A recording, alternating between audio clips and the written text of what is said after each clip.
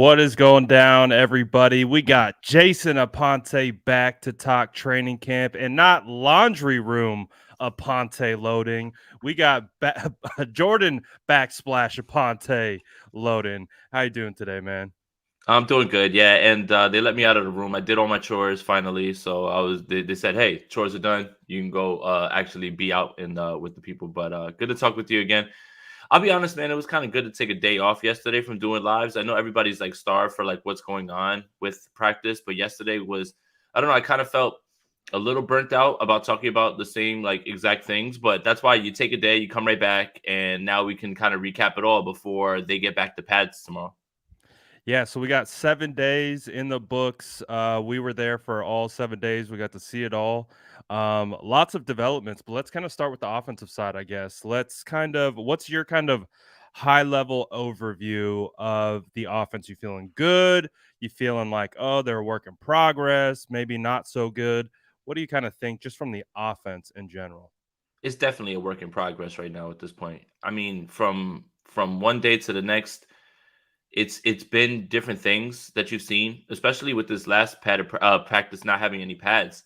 But it's been very much a work in progress, and that's a good thing, right? I think peaking too quickly or not ascending in any way is a problem. But they've been stacking good days, and guys have had different things, and there's different contextual reasons for why the offense looks a certain way.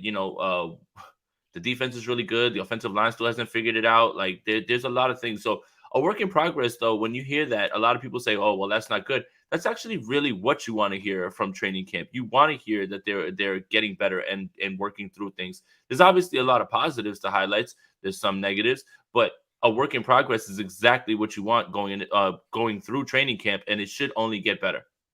I think a work in progress is a perfect way to describe it because you and I were at training camp last year, and guess what?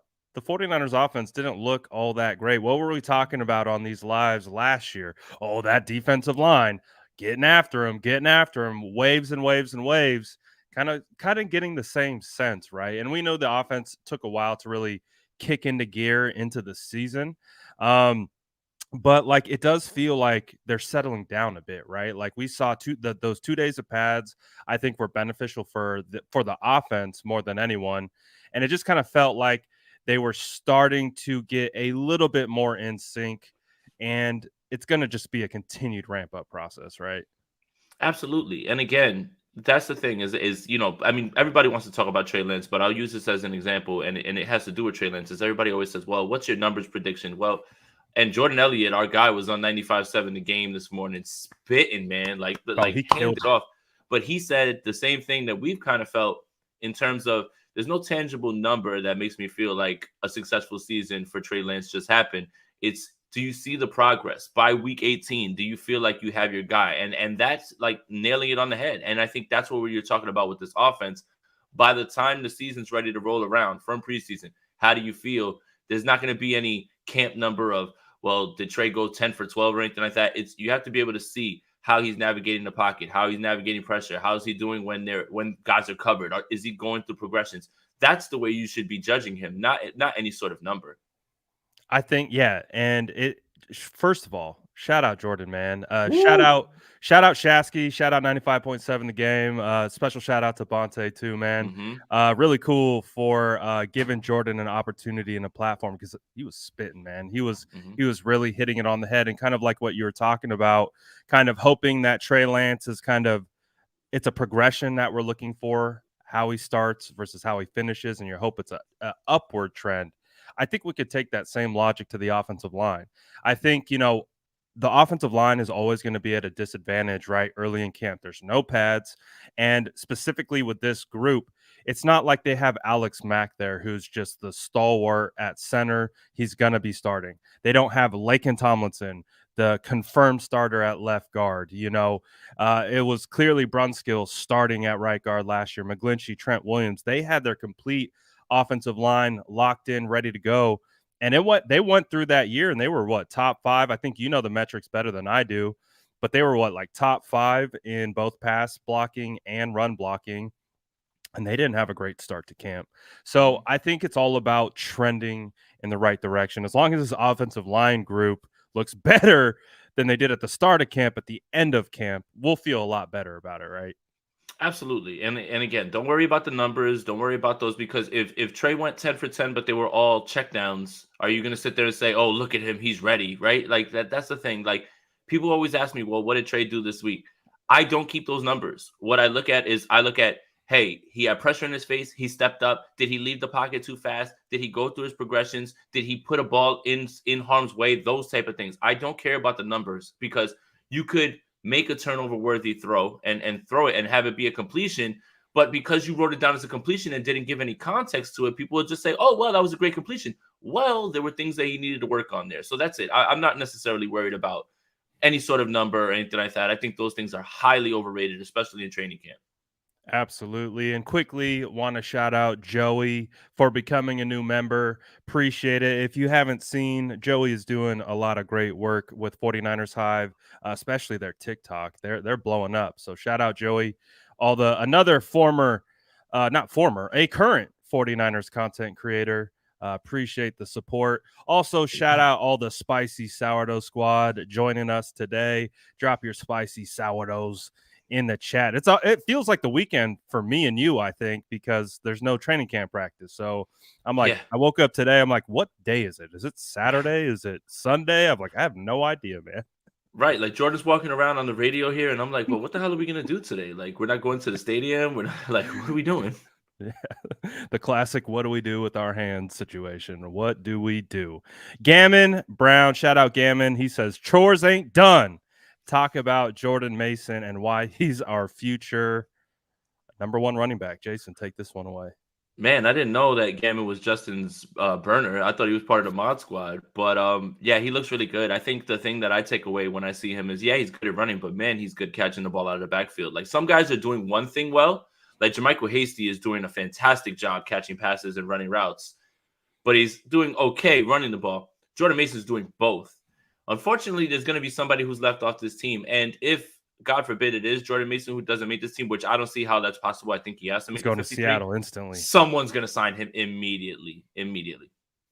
Absolutely. I do see a world, maybe not this year, but hey, 3 years down the road, if Jordan Mason can stick around, because I think we would all agree, Jordan Mason is one of the more impressive players of camp, right? Especially from the running back room that we've looked at. I mean, we've seen good days out of Trey Sermon.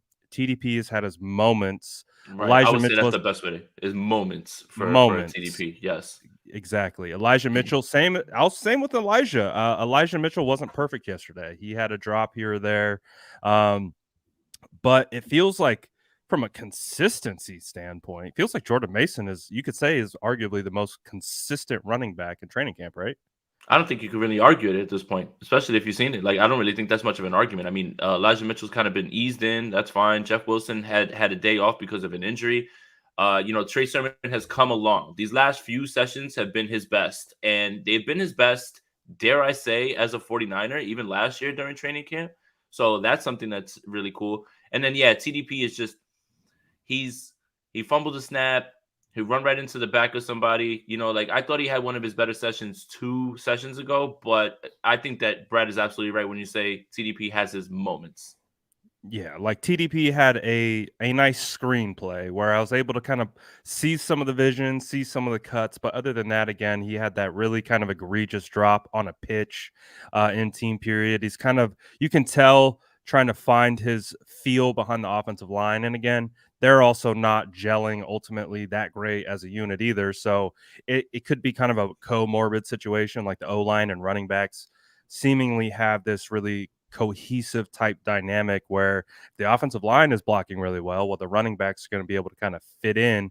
But if the O-line isn't being able to get their blocks, and obviously is going to have an impact on the running backs as well. But Jordan Mason, man, he's looking really good. I think the hype is real. I got to credit Jordan Elliott. I got to credit our guy in the chat, Justin. I mean, these 2 guys were some of the first on the Jordan Mason hype train. And I was like, all right, if these guys are on top of it, I got to be on top of it too. And he's been balling at camp. So like you said earlier, it's going to be who's going to be the one left at the altar basically when it's all said and done. We'll find out. Jay has a question for Jason.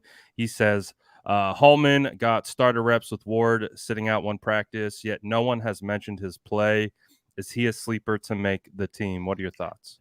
That's kind of tough, I think. But I did listen to D'Amico Ryan speak in the press conference in which he said, first team, second team, third team doesn't matter. They're kind of just getting guys in, and he hasn't performed badly. I believe he had an interception in the first session that I was at actually as well Mhm. too. So he's played well. I'm not sure if he's necessarily a sleeper to make the team. Guys who I feel like are like struggling right now, he's not one of them.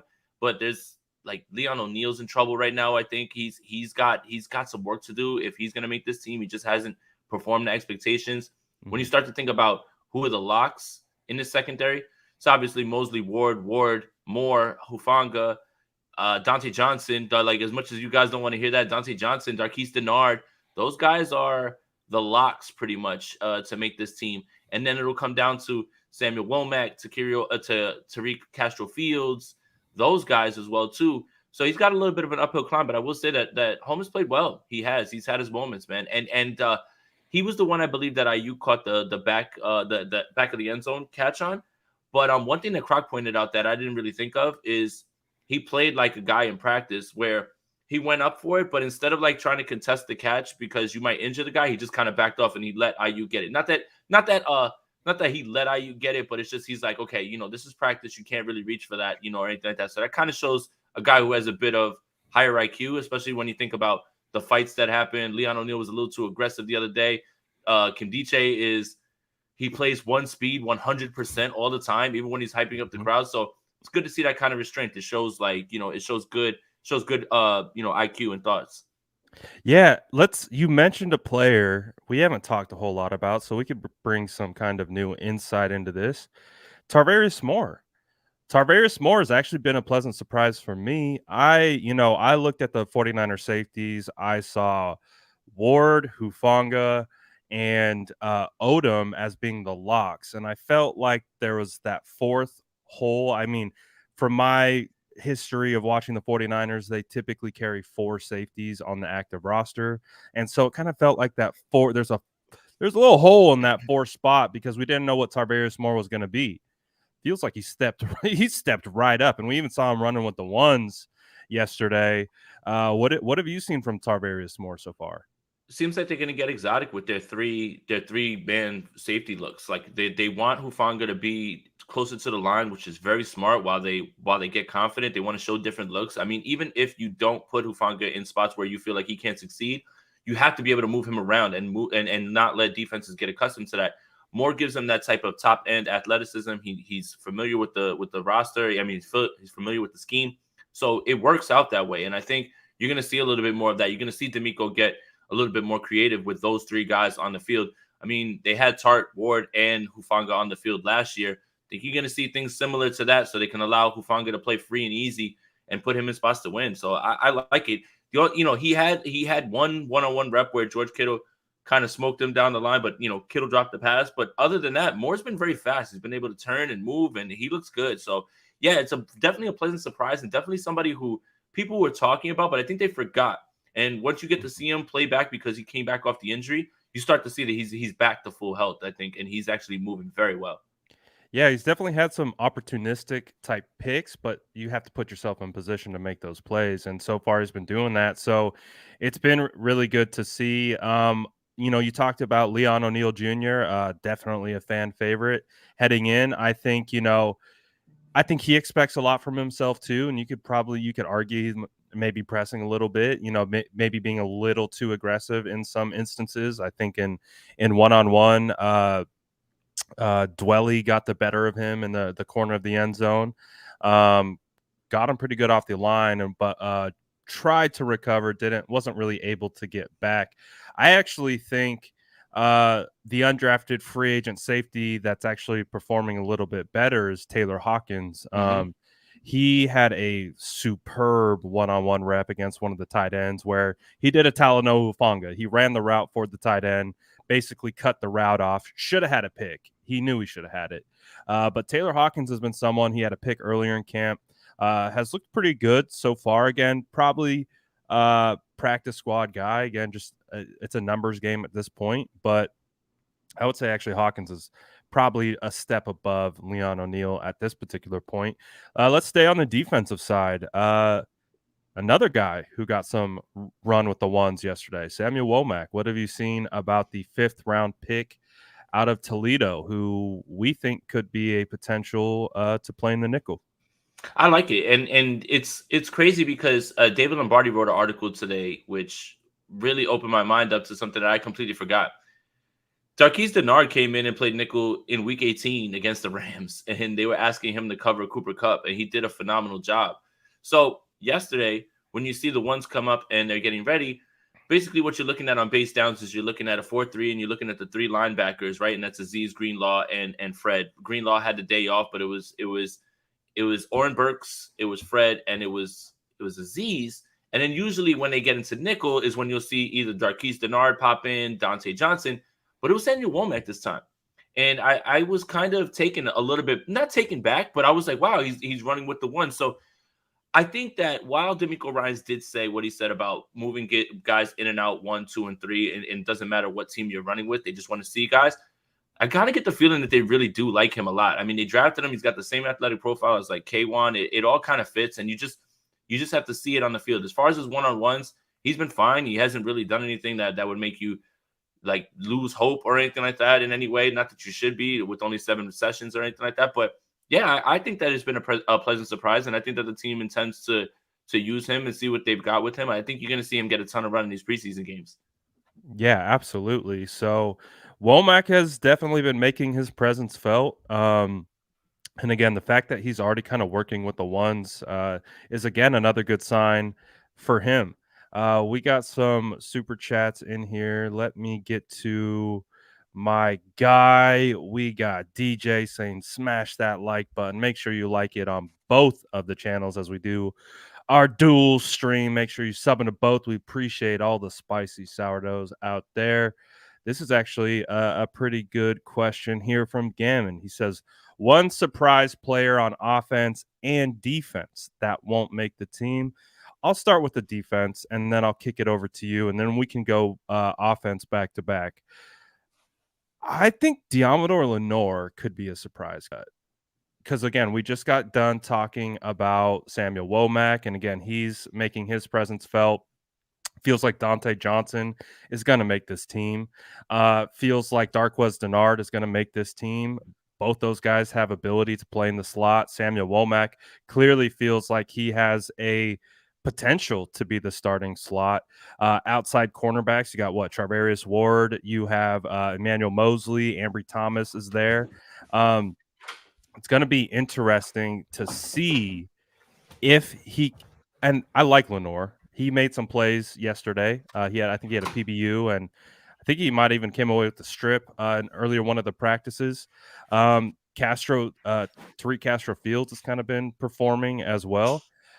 If we're talking surprise and the consideration that it feels like Demo is just kind of slipping down the roster, maybe Demo is a surprise cut. I like Demo. I think he deserves one more run. But if we're talking surprises, maybe he could be that guy. What do you think from a defensive standpoint? And I didn't even mention Jason Verrett could be back potentially by week 1. That's that's coming off of his best session. I mean, he had a pick Right. 6 yesterday off of Brock Purdy. He had another really nice play. So that would be a shock, especially considering how high people were on him after week 1, and how quickly he fell out of the rotation and things. And then, you look at his draft capital, that would be a surprise. But it's kind of shocking that not shocking from you, but like it would be shocking considering what he did yesterday, which was like his best session, honestly, of the Right. entire training camp. But oof, on defense, this one's tough, man. I mean, I would have to kind of agree with that one, but I don't want to use the same answer. You know what? Let's talk offense and give me a second to talk about defense. Okay. You want me to take the offensive one? I'll start with the offensive one. Okay, go for it. I don't know if Jeff Wilson makes his team this year. And it's not anything to do with roster politics, anything like that. It's just he doesn't look the same, unfortunately. And I don't know how much the injury has zapped all of that. I don't want to speculate on that. I'm not a doctor, and I don't want to talk bad about the guy or anything like that. It's just Mason's playing well. Sermon's playing better. Elijah is going to be that guy. They're still going to use it. Jermichael Hasty, it seems like they're still going to use on passing downs, which they are. I just don't see where he fits right now, especially since he's just unfortunately not like making a huge impact, and he's like battling injuries still. Like right now, he had to have a day off. So yeah, I don't like saying that, but I'm not as confident in him making the team.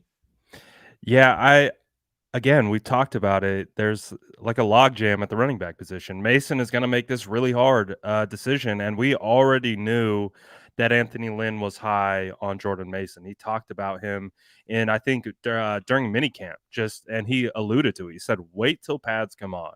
Wait till you see this guy get pads on. He's going to be someone that stands out." And he was right. And so clearly, the running backs coach has a vested interest in Jordan Mason. That could definitely be a Jordan Mason guy.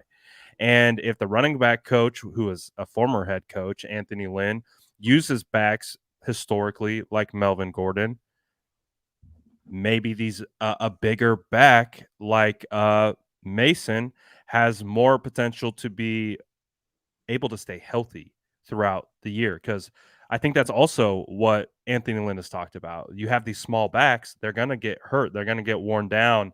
And having a guy like Jordan Mason, and we know, injuries are unfortunate and they're terrible, but who knows, maybe Jeff Wilson he signed a 1-year deal. I would imagine it would be pretty easy to get out of if it came down to it. So that, again, I don't love it either, but I kind of like Jordan Mason. I kind of like probably the cost and the youth and what he can do both as a runner and as a pass catcher. So I think Jordan Mason's going to make it really difficult.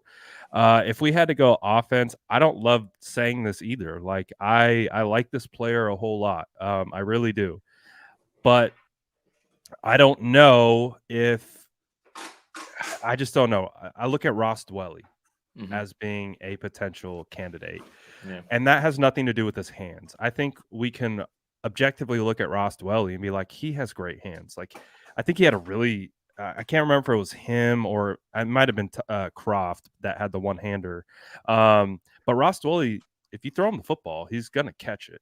But the problem is if you're the number 2 tight end, you're not catching the football. You're a glorified fullback, essentially, because all those looks are going to go to Kittle. And we've seen it. If you're the Charlie Warner, you're going to block. You're going to be pulling across the formation. And you're going to be playing. Yeah, and we saw him actually off to the sideline getting warmed up because he had off-season procedure. So Warner hasn't even been there. But guys like Tyler Kroft, who've been in the league for a while and have started and have been productive for what's been asked of them, I don't know. I feel like Dwelly could be maybe that guy on the outside looking in, just because we know, especially with Trey Lance, I think they're going to rely on 2 tight end sets to block, especially for that second tight end. So I think they need more of a blocking element with the second tight end than a receiving element. And I think they were kind of telling you all offseason that Ross Dwelly was on the clock by signing Tyler Kroft, by bringing in more tight ends. Fumagalli came in. Yeah, like it's all kind of been there. And I do think that Ross Dwelly's fine as a tight end. I think that, give him playing time, give him the ball, he should be good. But again, so many mouths to feed. They're not going to run the ball. I mean, they're not going to throw the ball as much. And yeah, he doesn't offer much in the blocking area, which is concerning in that way. So yeah, that's actually a good call, man. I wouldn't necessarily disagree with that. Did you come up with a defense one, or should we keep it? Man, it's not going to be a defensive line guy. It's not going to be a defensive line guy because now Mo Hurst is injured. Eric Armstead's injured. Like, you're going to have to keep depth. It's not defensive line guy, because I almost fixed my mouth to say Kerry Hyder, but I doubt that's going to happen, especially with the way that this defensive line has happened. I don't think it's any linebackers. Oren Burks is going to play on special teams. I don't think that's what's going to happen. Do you think DFF makes it, or do you think they keep that? 4? All right, cool. I don't know if that's a surprise one, but I'd be scared if I was him, just because they ran Burks yesterday with the ones with no pads. I don't know if that's necessarily a surprise though, right? Like if I tell you that Leon O'Neal doesn't make the team or Quantrez Knight, that's not a surprise. Like I guess what this question really means is like, who's somebody that you automatically pegged for the team or was going to have playing time that is going to be cut? Or like who's been on the team for a while. Ross Dwelly's gonna play, like would have played, like Jeff Wilson would have played. Like those are like that's what we're talking about. Like here, like it's you can't say that like Leon O'Neal is a surprise cut.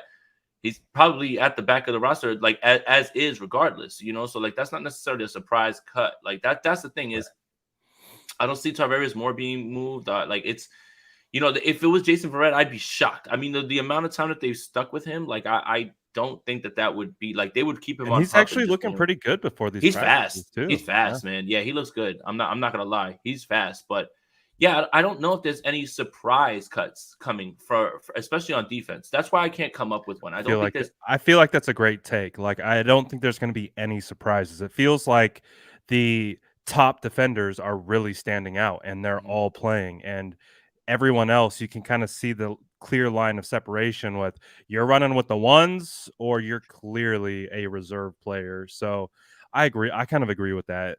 I see where you're coming from with Just my that. cop So, out. Just my cop out. yeah. I No, couldn't. it's I a couldn't. beautiful cop out because it I, made sense.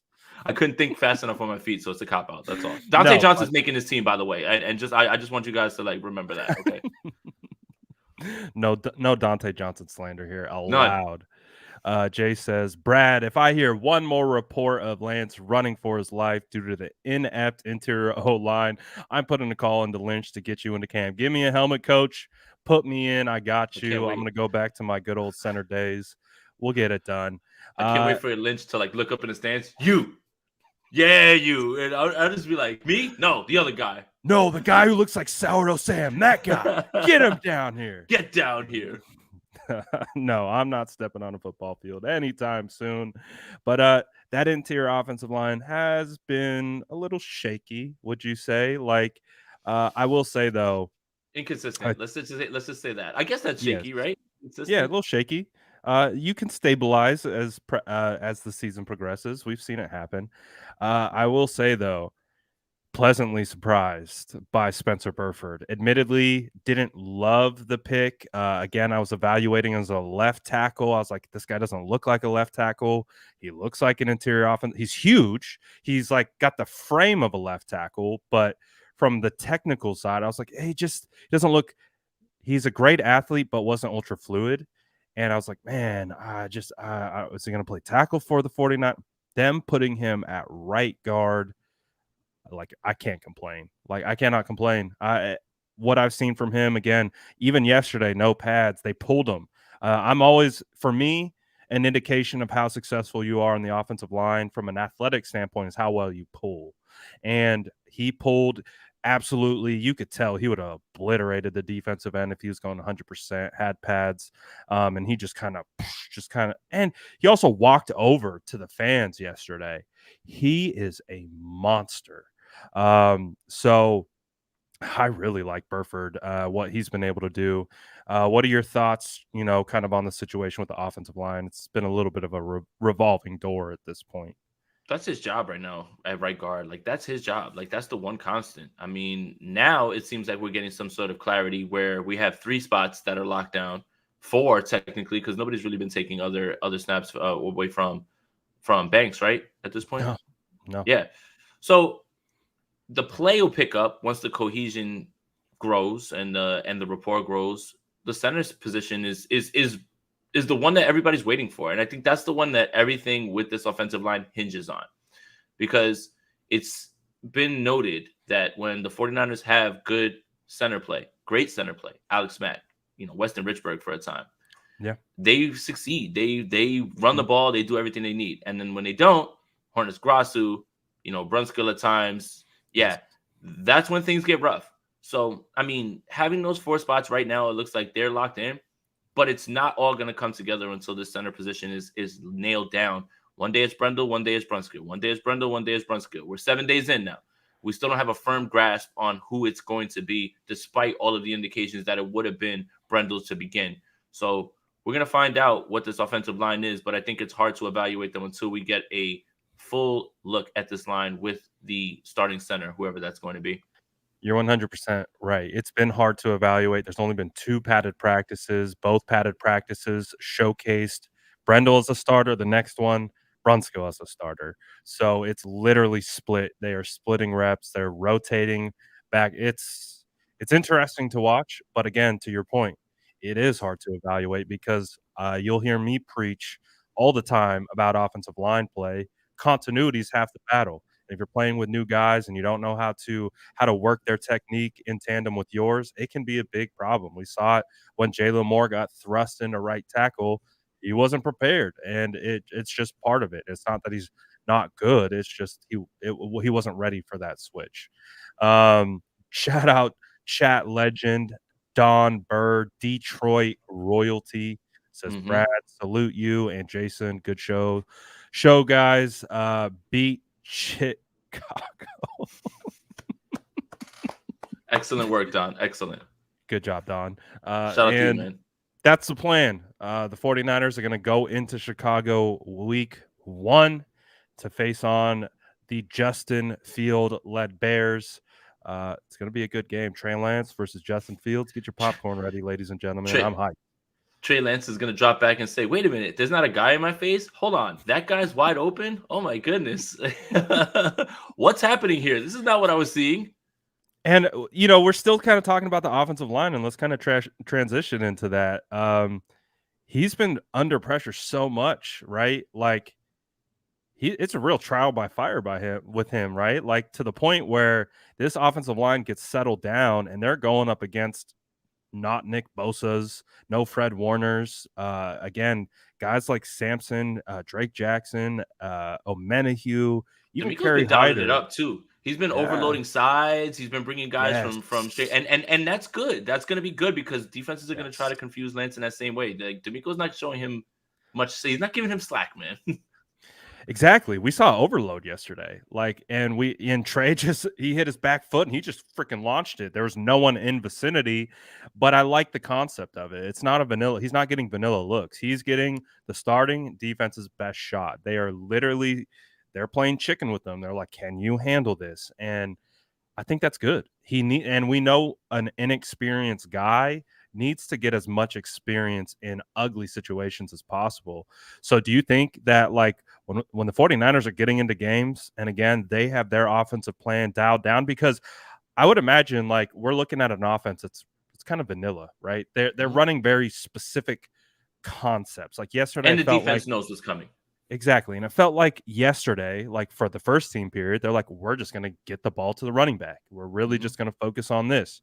So you're not really working like the entire concepts or like a game plan and like you mentioned, the defense knows what's coming at them. They know what technique you're using. They know your tendencies. So they're already on top of it and they want to win. So they're not giving them a pass. Could that be a benefit for Trey Lance heading into week 1 to square off on the road against the Chicago Bears?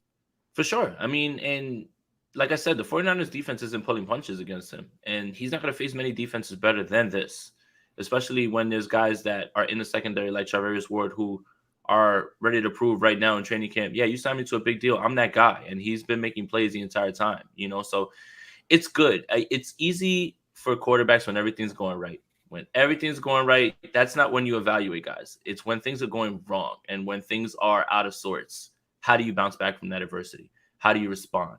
That's when the evaluation process starts. It doesn't start when, there's a wide open throw. You hit 3 wide open touchdowns on 3 plays.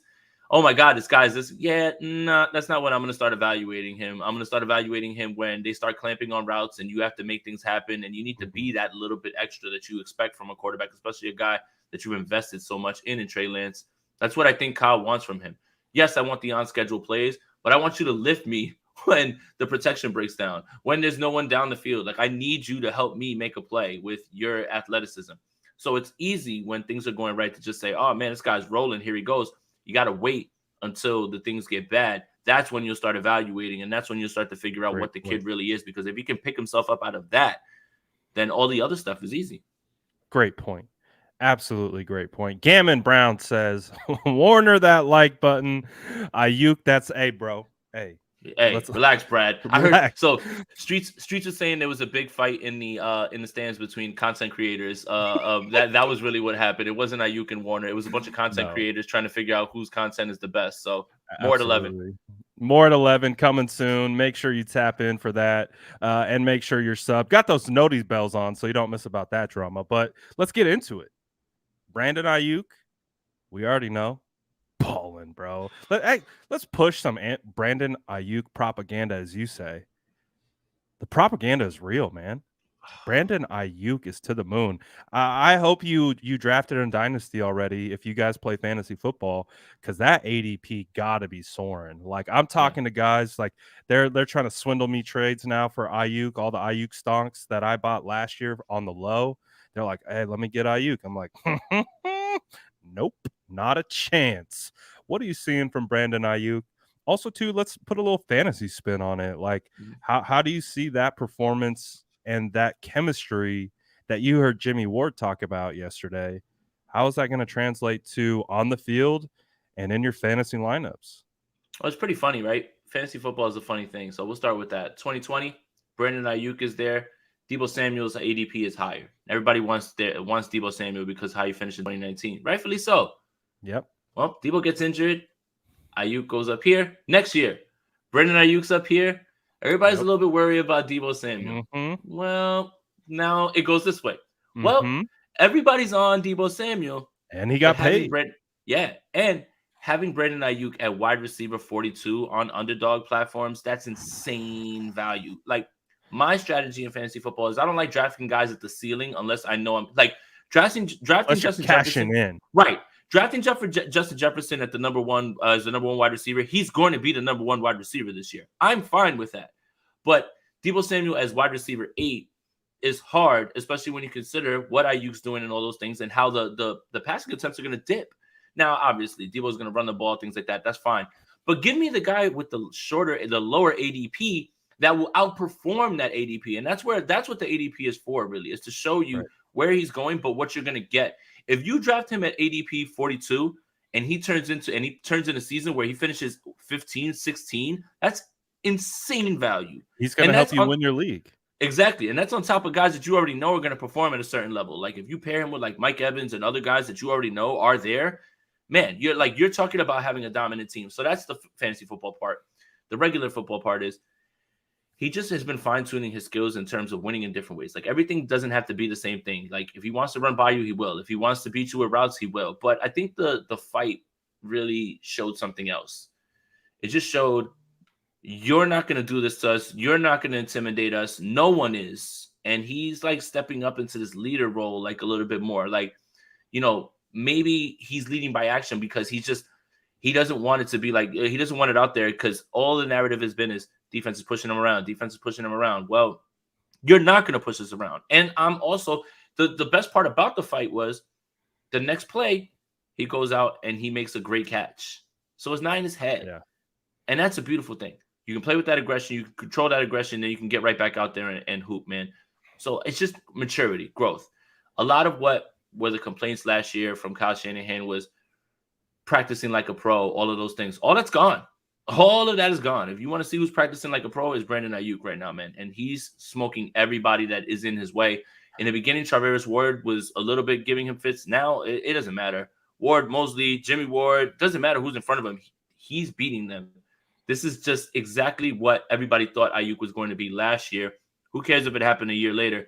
Deontay Johnson just got paid today. Wide receivers are going to cash in, and I think Brandon Ayuk is starting to see the light at the end of the tunnel and what he can get. So, yeah, I mean, it's been a pleasure to watch him grow this camp. It's been incredible. Hey, you would know better than anyone that baby Julio Jones moniker that was put on him early in his career. You're starting to see it. Like, Might not be again, too far off. Julio Jones, man, legend when it comes to winning in absolutely any imaginable way possible that a wide receiver can. Routes, contested catch point, back shoulder, didn't matter. Freaking Julio Jones was dominant, right? That's what we're getting some of that in training camp. Like again, I keep referencing back to last year. I'm like, Debo didn't do this last year. Like Debo had a good camp. Like He we had a can really agree good to camp. that. Yeah, But he was the best I player on don't the think field, though, last year. I don't I think he would say. dominated like this. I don't think he was dominating in these ways, Good like point. in Yes. like down the field. But again, how much of that has to do with the quarterback, right? Like again, this is what also you have to think about with Ayuk. So many plays were left on the field because either Jimmy's not looking or that's not the read. Well, now you've got a guy who wants to throw you the ball and his skill set suits those routes. Like Ayuk's posting and corner routes, the reception perception chart that I posted, they were green, but that didn't mean that he was getting the ball on those. Right. And you can expect that ball to get to him now with Trey Lance. Well, too, even on plays that aren't completed, like he absolutely whooped the defense on a deep ball that Trey Lance tried to get it to him, but he just kind of overshot him by a foot or two. Mm-hmm. Again, he got behind the coverage. He had two guys trailing. They were grasping at his basically dust as he ran by them. Luke Luna, what's up, brother? Shout out. Appreciate you, man, for the super chat. He says, Big Beard take little bank, BA, wide receiver one, Debo, weapon one, Kittle, tight end one. I've been saying this before last season, training camp. He's my number one wide receiver. Watch and see. That's what we've seen in camp. I mean, Brandon, we understand Debo's, it's a slow ramp up for Debo, but you can't argue that Brandon Aiyuk has been wide receiver one in training camp, especially with Trey Lance at the helm. And like you talked about, Trey's throwing him the ball, even in contested catch situations where maybe Jimmy wouldn't. So it really does feel like Brandon is balling out. Let's talk a little bit about Trey Lance, right? Let's talk about the quarterback. We can't go this long without talking about Trey in depth. Give me some of your critiques, positives, negatives that you're seeing, because it's training camp. Not everything is perfect. And I think, for some of the people who aren't at training camp that like to comment on a lot of the things, whether they're a troll or not a troll, this is training camp. There's practice. It's not going to be perfect. So what have you seen from Trey Lance, both the good and the bad? Yesterday wasn't exactly his best day. I think he would tell you that as well too. I mean, some of that was the defensive line. Some of that was good play by the secondary. I mean, he put a ball right in Deebo Samuel's breadbasket that was down the field that some people are calling a drop. Some people are saying is a PBU. Either way, it was incomplete. But that's why you don't get wrapped up in, well, this number and this number. He put the ball right where it needed to be, and it didn't happen. Okay, now he misses Brandon Aiyuk down the field. There was two other throws that we were just like, ooh, that was a little bit off. One seemed like a miscommunication with Debo, where Debo ran That was the overload too, where they right, brought like 8 people at him. right, and he flattened out the route, and he just he got rid of it quickly, thinking he was going to be going one way. He wasn't, So a lot of those things, again, you have to take those with context. It can't just be, well, he went 1 for 7, whatever it is. Well, what happened? Miscommunication. What happened? Defensive line blows it up. What happened? Guy dropped it. It's right now he was coming off of I want to say 2 or 3 very encouraging practices where things were starting to move in the right direction. And yesterday, admittedly though, we were saying it, once we saw them not come out of pads, it was very light yesterday. Yeah, Just a very, very light. I guess they knew they had a day off. They were coming off of that intense practice. They wanted everybody to chill out. They still wanted to get some work in. You see Kittle, you see Bosa, no Greenlaw, all those guys working off on the side.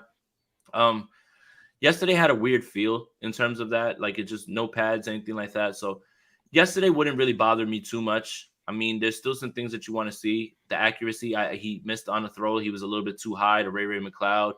That, it was it wasn't even necessarily a deep pass. It was just, it was in the intermediate area of the right side of the field.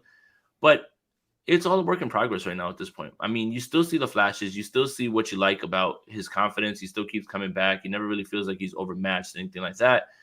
But yeah, yesterday necessarily wasn't the best day, but there is content to that, the context to that. There is a way to think about that in a way where it's just yeah, that's just one practice. And if you notice, go around the league and go look at all of their training camp reports. One day, Steelers, guys, yeah, Steelers, see a Jets guy. Joe Flacco's the best quarterback in your room right now. I don't know why you're in here talking crazy or whatever. It literally, Robert Saleh said Jets. Joe Flacco's a starter, but you're in here talking crazy about us. I really don't understand that portion of it. But that goes to show you how it's up and down. One day Joe Flacco is back to being elite. The next day Zach Wilson's 8 for 8. It's up and down. Everything is just up and down, and it's fluid. That's why. So but you do want to see stacking days. I think that's really what you want to see. But yesterday's practice was a little very light and very casual. It wasn't necessarily with the same intensity or speed or anything like that. I feel like Trey Lance needs to work on kind of the drop back pocket passing part of his game. I feel like with Trey Lance, and you saw it coming out of North Dakota State, he's really good at play action. He's really good with boots. He's really good on the move. I kind of liken it to basketball players. You know, sometimes you'll get your Klay Thompsons, very stationary, very just robotic with technique, wide base, flat feet, goes up, shoots it the same way every time. Then you got your Dirk Nowitzkis who are fading everything, and they shoot better off balance. We got a play yesterday from Trey Lance, arguably one of my favorite throws of training camp from Trey Lance, where he's throwing off his back foot. He had a play action naked boot, instant pressure in his face. I'm watching the whole thing. I'm like, oh, this is a disaster from the beginning because you had instant pressure. It was right there in his face. You knew he was going to throw it. And I was like, oh, God. And like, from my vantage point, I didn't see anyone open. So I see him. I'm like, it's going to be an instant sack, but he starts to fade.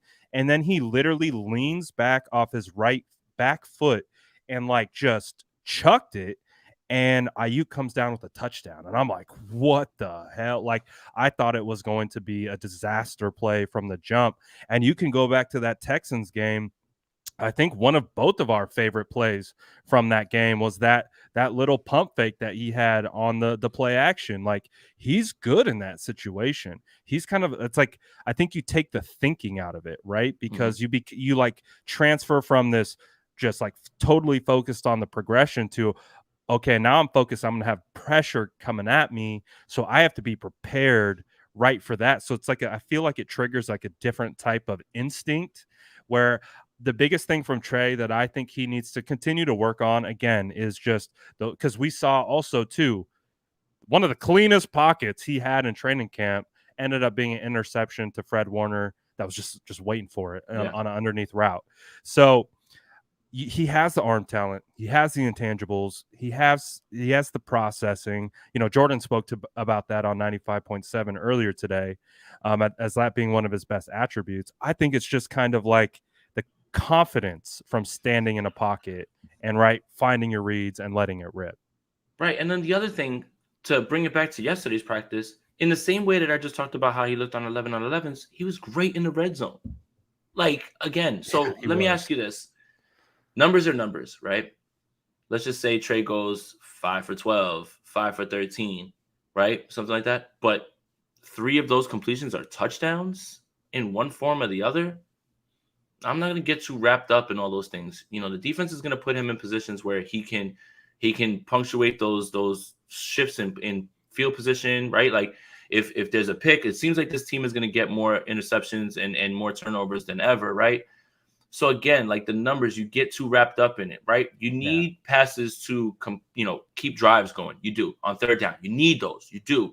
But if, let's say Trey has 5 passes on one drive, okay, and he completes 2 of the 5, one of them is a 50-yard, 60-yard catch and run that leads them to the goal line. The second one is a touchdown. I don't care about the other 3 if they're not stopping the drive or not leading to an interception in any way. So that's the part about getting wrapped up. You know, I see the trolls on Twitter. Oh, it was 1 for 11. Well, he wasn't 1 for 11 because he hit Elijah Mitchell a bunch of times. You're an idiot. But also in the same way, why aren't you talking about what he did in the red zone when he immediately in the flat scores a touchdown, immediately hits another touchdown? Like, why isn't the full story being told? Again, there's no grand sweeping statement, opinion, any sort of judgment that needs to be made after 7 days of training camp. Yeah. I don't think you're going to be able to make grand sweeping statements after a year of football with Trey Lance. We will not know the story of Trey Lance until a few years in. And similarly, there was a guy, and I know he's compared to him, and I don't like comparing, and I'm just comparing this progression. Josh Allen had a guy right in front of him. He would throw that thing into the stands. People would be like, I don't know what the hell's going on with this kid. I don't think he's going to make it. 3 years later, MVP candidate. Not saying that that's what he's going to do, but everybody needs time and they work on their own time. So again, don't get too wrapped up in these numbers and what's going on. Like, you have to see it on the field. Some guys play well in practice. Some guys are Sunday players. We don't know what he's going to be until he plays. So there's no need to jump out the window. Either way, don't get the gold jacket ready and don't also, get all crazy if he just struggles in a day. That's it. That's all I want to say. I think that's perfectly said too, because we understand how it goes. Everyone wants a comp, right? Who do we compare him to? We want to compare him to someone. And right now, a lot of the media loves comparing him to Patrick Mahomes, and they love comparing him to Patrick Mahomes because Patrick Mahomes came out the gate on fire, like straight up MVP candidate, like almost in his first year. Like he just was balling. If you really want to comp someone to Trey Lance, I think you said it perfectly. I think the quarterback over there in Buffalo is the guy because he wasn't perfect right out the gate. He needed time. He needed the reps. He needed the experience. He And needed to take the also, lumps. Also, Brad, stop comparing him to Patrick Mahomes. What Patrick Mahomes did is an anomaly. The guys don't come out of the gate like, oh, well, tell it to Patrick Mahomes. Yeah, good call. Well, It's he sat literally behind Jimmy for a year, so he's he Patrick sat for a Mahomes. year Like, and look what at him in are you 1 year, talking dude. about, It's man? it's literally a guy who did something that nobody's ever done, and Right. you're like, well, Oh, yeah, the that's the one guy. standard now. Thanks for bringing up the exception to the damn rule. Nobody comes in and Right. kills like that. It was Patrick Mahomes. That's what makes him special. Goodness Right. gracious, that was wild. Yes, we're on the same page with that. So if you have to comp someone, Josh Allen, there is a progression. That's the point. As long as he is progressing in the right direction, it took Josh Allen 2 years, 2 solid seasons before he had his phenomenal year last year. So just keep that in mind. We're talking about practice right now. We're always going to talk about practice because there's always something to evaluate. We're talking about it from the proper context, though. We sitting That's here, Brad. You and I, top podcasters, right? And we ain't here talking about practice. We we're supposed to be talking the about top. practice. We supposed to be the top podcasters, and we ain't here talking about practice and making grand sweeping statements on practice, man. Exactly. Practice? Yes, practice. Can't do that. Definitely can't do that. And Gammon says no more Nate Sudfeld slander. Say something positive. I'll let Say you something take it. positive. That Brandon Aiyuk touchdown in the back of the end zone. That's from Daddy Sudfeld. That's a Whew, dart. That's a dart. You better stop that playing bro, with QB2. bro. Like he might have some errant passes here or there, but he throws a nice ball. Like whether deep down the field, whether it's a dart across the middle. You've seen the slow mo tracking. It is literally a perfect spiral on a line and just perfect. I'm like, I love it. That's wake I up, think honey. Yeah, I think he's going to be just fine as the backup quarterback. Like, Yeah. honestly, if the 49ers got into a little bit of injury trouble with Trey Lance, because a lot of people have asked you and I that question, what happens if Trey Lance gets hurt? He broke his finger, he had the knee sprain, that type of stuff. They're a run first team with Trey Lance, without Trey Lance. And from Nate Sudfeld, I've seen a guy who is at least competent enough to get the ball where it needs to be. So if it came down to it, and you needed Nate Sudfeld for 2 games, 3 games, and you have the defense on the other side, he's going to be okay. I don't think it's going to be He'll, smash the panic button because Nate Sudfeld's coming in. and again, he'll operate the offense, but starting your backup quarterback isn't ideal. Nobody has a really good backup. Like, okay, you could say the Saints have a good backup in Andy Dalton, but once those guys play more and they have extended play, that's when you see the cracks. So it's never ideal for any backup quarterback to play, which is why I never understand the notion of, well, you need to insulate yourself with a better backup. Find them. Where are they? Like, where are those guys that you can literally just put in? Colt McCoy will play 2-3 games, cool. But if Colt McCoy had to navigate that team for 7-8 games, that's not going to fly. And it doesn't fly for many teams. That's why when you talk about, well, I don't know how they can go into the season with Sudfeld. Well, who would you like them to get that would, if God forbid something happened to Trey Lance, keep this team in the playoff race? Like Tyrod Taylor, fine, that's like, but again, over time, when those guys play more, you start to see the cracks that they are. That's why they're backups. Joe Flacco is the best backup in my bad. Joe Flacco is the best backup in football. I mean, he's no Joe Flacco slander apparently. Best quarterback in Jets camp right now. Wake up, honey, new Flacco dart. New Flacco dart. We did lose. We're still kind of dealing with injuries. We did lose Jordan Matthews to ACL. I think both of us saw that play where he did get hurt. But other than that, are you concerned about any injuries that have really gone down thus far? You feeling pretty good about the health of the team overall for the most part? Everything's pretty good in terms of that. Like right now, you got to knock on wood and just keep it going. I think that's kind of what happened yesterday too, with the no pads or anything like that. Aaron Wilson is reporting that the 49ers worked out 3 tackles. Caleb Benenoch, Jordan Mills, and Tyree St. Louis.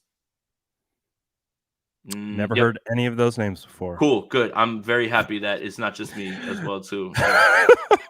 Yeah. So but what does that say about the tackle position? Because both you and I agree, like Alfredo Gutierrez is a phenomenal story. And I would love I to feel see bad him. for him, man. I would love to see him stick around for the practice squad. I don't expect him to be a world beater. Um, but he just unfortunately, he needs more time to say at the very least. And that's, I think being nice. He Yeah. just needs some time right now. Um, Justin School has he's had his moments, but he's also had his bad moments. Jalen Moore has And too. yeah, so I'm not terribly surprised that they are working out some of these guys. And I did lie. I know who Jordan Mills is. He was a starter for a little bit with Buffalo. He's been around the league. He's probably the one that obviously right off the bat I would feel more comfortable with if they were to add an additional tackle. But again, hopefully there's no injuries. Hopefully there's nothing that we don't haven't heard of yet. So we'll see if the 49ers actually sign someone. But yes, you're right. The 49ers have worked out 3 tackles, Jordan Mills, Tyree St. Louis, and Caleb Benioff. So we'll see. But as we kind of wrap up here, Jason, any last points that maybe we didn't get to? Anything that's been kind of you want to address from training camp up until this point before we get out of here and what feels like a Saturday, I think, for both of us? No, not really. I mean, can't wait to get back out there tomorrow, see some pads, see some people that are coming into town, stuff like that. But I think the overall, 7 practices equals a week, right? So like you might as well just look at it that way. So like it's been 1 week full of practices. Um, just don't overreact. Don't and try to look at everything with context. Everything can't just be, the Right. one highlight that the 49ers are posting over and over and say, "Oh my god, this is what's going on." Like, "Oh my god, look at this. He's ready." Like, There's more to the story even from that Oh perspective. yeah. Oh yeah, for sure. Like some of those are sacks too. Like you see Nick Bosa flying by, putting his arm up and things like that. Like it's just you got to slow down with the sweeping statements. That's all I'm gonna say. It's just relax, let's chill out. A lot of camp left, a lot of preseason left, a lot of season to go. So yeah, I would just say take all of these things, use them to help you understand what's going on. But not everything is all end all be all, especially when you see 1 or 2 clips coming out. That's not exactly how people are performing the entire time. By the way. Right. And the biggest thing with football, it's how consistently good can you be, not how good in spurts can you be.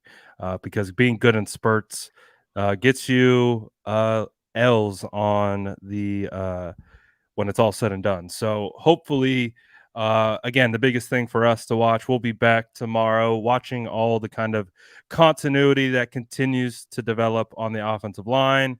And of course, watching Trey Lance and how he continues to perform. So far, I think we would both agree he's looking pretty good. He's definitely you see all the wow plays that you want to see. Now we just got to see him consistently put it together, right? It's pretty much all it comes down to. One more thing too. These 11 on 11s are shockingly showing you what exactly is going to happen during the season because they're running the ball a lot. Like if there's sets of four reps, 3 of them are runs. And they're not like runs by Trey as well too. So again, it's going to be like that. So if you have your bumps in the pass game, that's fine. There's still going to be a run first team, but those explosives are on the table that you see there from Trey Lance, and that's the stuff that is kind of will balance out those little things. I think. Yeah, absolutely. So, Jason and I will be back tomorrow. We will be back at training camp to do it all over again and bring you all our notes from practices. It's going to be a blast. I've been enjoying myself. I know Jason has as well. We got football Hell yeah, tonight, man. We yeah. got There is football football tonight, man. You guys ready to watch some plumbers go at it? Some future Electricians, law firm associates, front some desk. future insurance dealers. No, no, no, Yeah, no. It's very wide. that's what I was looking for. It's very wise for people to not put their guys out there. That field in Canton, that Hall of Fame game, it's like it's bad. Like, you wouldn't want to do anything like that. So just, everybody's going to complain. Everybody's going to make jokes, but everybody's going to watch. So I don't want to hear that. 100%. I'll be watching. That's for I am. sure. So appreciate everyone for tapping in. We really, really do. Please make sure you hit that sub button. What's so AP funny? chasing gold. What did he say? Bro, I am literally an insurance agent. I'm not making fun of insurance agents, bro. Like, you guys, you are valuable. I'm just saying that these guys are gonna have to, they're coming to your field now, so there's gonna be tryouts on your field now. What's your preseason looking like? You're gonna have to work a little bit harder because there's gonna be some guys coming into your field now. Oh my gosh, man. You It's better get okay. ready. The competition is going to kick up here in about 2 weeks once initial cuts come through. You better watch out, my guy. But shout out Chasing Gold, man. Legend, chat legend for sure. Appreciate all you guys. Again, we'll be back training camp tomorrow, getting all the good stuff. Appreciate everyone tapping in. Any other plugs you want to get in, Jason, before we head out? No, just make sure you follow us on Twitter so you can get updated. Follow the channels, make sure you got the notification on, like this video as well too. Keep your eye open for Twitter because I might be opening up an underdog fast draft tonight. You want to play best ball against the kid? Let's go.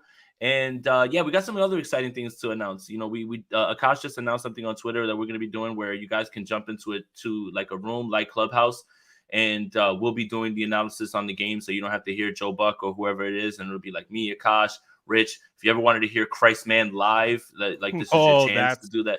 This is your time. Get in there. Make sure you listen to that. So yeah, a lot of things going on, man, and a lot of fun things. So if you guys want to play fantasy football, check out my Twitter in a bit. I'll probably drop a link for a fast draft. We'll get it done today, so you could probably win some money on Underdog. Use that promo code Aponte, APONTE. Absolutely. Shout out Susie QZ for the super sticker. We really do appreciate it. And thank you to all the sourdough squad, the spicy squad coming together and supporting both Jason and I. Again, we appreciate it. We got the smartest group on YouTube. Can't debate it, Jason. You cannot debate it. But we appreciate you guys. We're out of here. We will probably see you tomorrow. But until then, enjoy your day off and enjoy football being back.